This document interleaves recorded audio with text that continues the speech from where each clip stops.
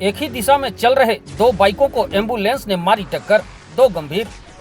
सूरजपुर जिला मुख्यालय के भैया थान रोड स्थित डीएफओ कार्यालय के सामने जबरदस्त सड़क हादसा हो गया, जहां सूरजपुर से दो अलग अलग बाइकों में 4 लोग सवार होकर भैया थान की तरफ जा रहे थे।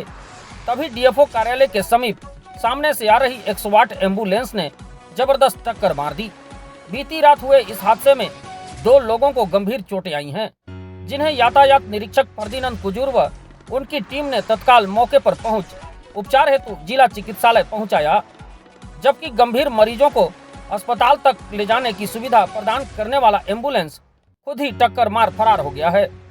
हादसे में घायल एक व्यक्ति का पैर टूट गया है, जबकि दूसरे को बेहोशी की हालत में अस्पताल तक पहुंचाया गया है। फिलहाल इस पूरे मामले में कोतवाली पुलिस जांच कर रही है।